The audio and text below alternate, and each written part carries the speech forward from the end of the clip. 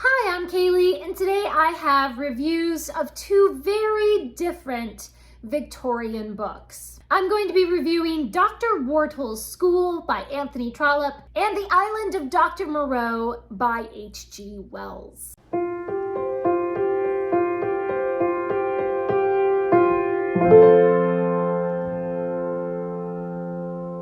I have been enjoying my Booktuber reading so much, just diving into all these different Victorian books. Sometimes I think people forget that classics is not actually a genre.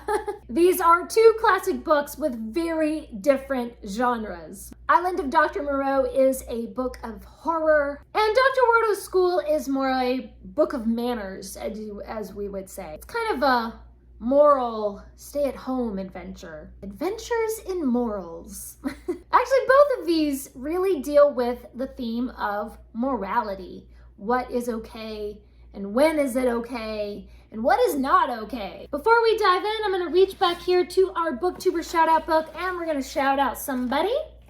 Today's shout out goes to Reader Turned Writer. Oh my goodness, one of my favorite booktubers. Please do subscribe to Reader Turned Writer. I will leave a link to their channel down in the description. Be sure and go over and subscribe to them. And if you haven't already, please do subscribe to this channel and subscribe to my Spanish booktube channel if you want to see this video in Spanish. And of course, give this video a big thumbs up if you love Victorian classics. So I think we will start with Dr. Wortle's School by Anthony Trollope. Anthony Trollope is one of my favorite classic authors, and so I was delighted to jump in to this book. Dr. Wortle has hired Mr. Peacock as a teacher in his boys' prep school, but he learns that Mr. Peacock and his wife are hiding a terrible secret. The Peacocks are not to blame, but circumstances are against them, and Dr. Wortle has to decide whether to throw them out or whether to assist them in their difficult circumstances and try to find a solution to their difficulties. However, the scandal might be enough to close down Dr. Wortle's school, unless he can act quickly enough to silence the vicious rumors. I loved this book so much. It's really an exciting story. One of the characters takes a trip to America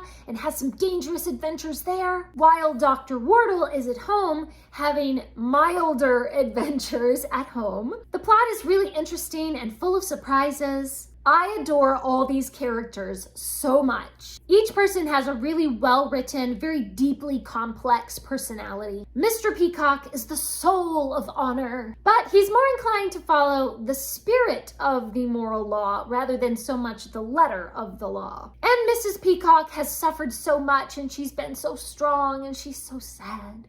I really admired her courage. And of course, Dr. Wortle is indignant with this righteous anger, and he's very kind and very generous. I just love it when he rises up in righteous anger to defend the weak. And Mrs. Wortle is just a very comfortable sort of woman. She's pious and kind and loving. She's not exactly too bright though, so she relies on Dr. Wortle. And Dr. Wortle's daughter, Mary, is sensible and sweet. I really loved the little side romance, kind of a little side plot going on between Dr. Wortle's daughter, Mary, and one of the students at the school. It was just this very sweet, innocent little romance. It gave me all the warm, fuzzy feelings. This book explores a lot of really deep themes about religious morality and the Victorian perception of what is right and what is wrong and what is acceptable in society. In this society, reputation is everything. It was really fascinating to see these issues discussed between the characters and different points raised and logical arguments and emotional pleas made for or against that character's idea of what is morally acceptable. The writing style is really wonderful. It really shows these delicate relationships between people and the internal thoughts, the emotions of each of the characters. I just loved diving into these complex relationships and seeing how each character's personal motivations then affect the outcome of the story. I was completely delighted with everything about this book, and I gave it 5 stars. Then I read The Island of Dr. Moreau by H.G. Wells. I am definitely not a fan of horror, but I didn't expect this one to be too scary, and it wasn't too scary. It was fine. I really can't read horror because I get nightmares, and I just don't enjoy it. It's just not my cup of tea. So I came into this with some trepidation, like, this is not my normal, what I usually like, a little bit outside my comfort zone.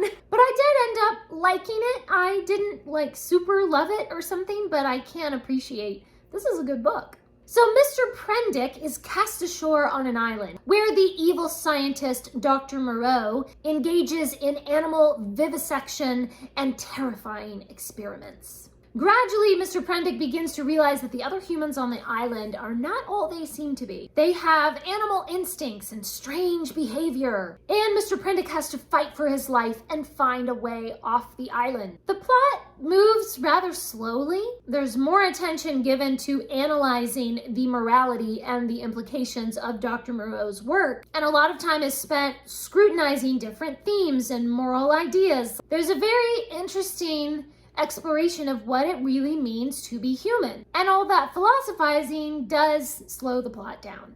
But I did find the themes very interesting and really well thought out. And whenever there is any action, it's very exciting and dramatic and violent. I don't usually like a lot of violence or horror, but I didn't mind this too bad. It didn't really scare me, but it gave me a nice creepy sort of Halloween kind of feeling. I did not like all the descriptions of like screaming and blood and gore, but it wasn't like too horrible where it's gonna give me nightmares. And I didn't really feel any suspense. Maybe that's why the plot felt so slow to me, because the story is really well known in popular culture, so I mean, I already pretty much knew what it was about, and there just wasn't a lot of suspense there. The characters are not that complex. There's not really a lot beneath the surface. And I mean, I understand this is a horror adventure tale, so you know, your characters don't have to be quite as complex because most of the focus is on the adventure. But I didn't really relate to any of the characters that much. I just felt sort of indifferent to Mr. Prendick. I just didn't feel that invested in his story. But I love H.G. Wells's writing style. It really keeps your attention. It just leads you little by little into all these details, just the horrible circumstances on this island. And there are a lot of these little gruesome details that aren't,